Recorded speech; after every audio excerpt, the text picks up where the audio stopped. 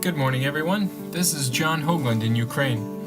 You may remember us from last year when we told you a little bit about our life in Kremenchuk, Ukraine. This is my wife, Andrea, and our kids, Joy and Isaiah.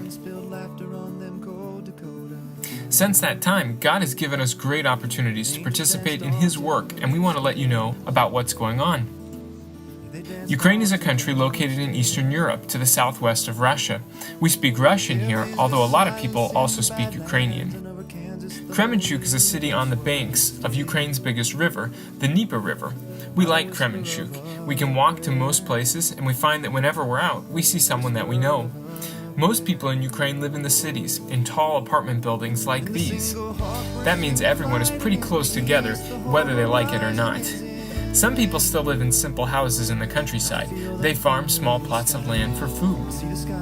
Our portion of Ukraine is filled with huge fields that grow wheat and other crops during the summer.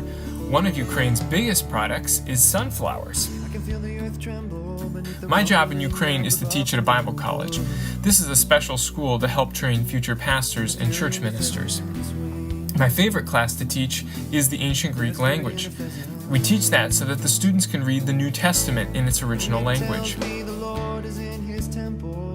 God has blessed us in many special ways this year. During the summer, we enjoyed hanging out with our friends and driving out of town for a picnic on the riverbank. This is a great Ukrainian tradition. We grill meat on an open fire, and then everyone eats as much as they possibly can. While we wait for the meat, we go swimming in the river and play volleyball on the beach. God blessed us in December in a special way. Andrea gave birth to our son, Isaiah.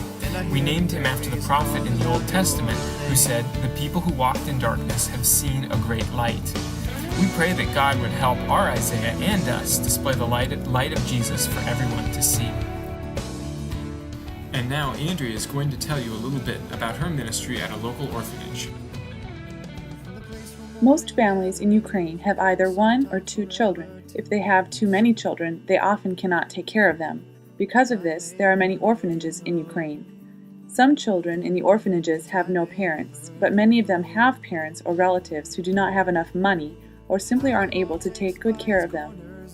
These two buildings are an orphanage school in a village nearby our town. In this orphanage, the children live together, go to school together, eat together, and play together.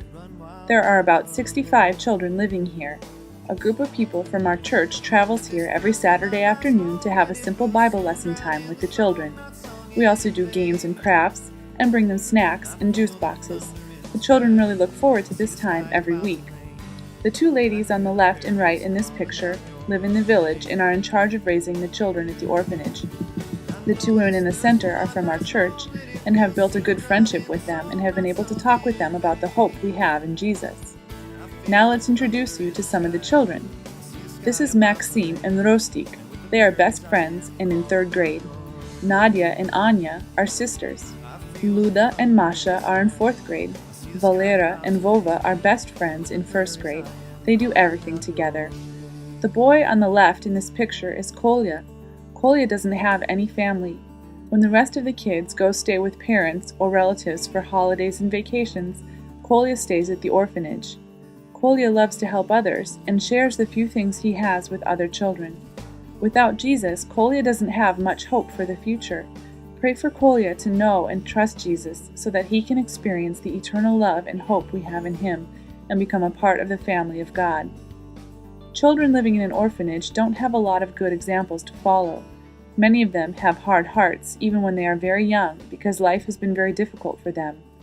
Our hope and prayer is that through teaching them about our good God and simply by showing them the love of Jesus, they will come to know the eternal hope we have in Jesus, and they will know God as their true and perfect Father. Sadly, this orphanage is going to be closing in May.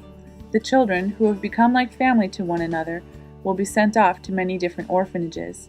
They may never see one another again. Please pray for their salvation so that wherever they go, they will believe the truth about the new life they can have in God through Jesus.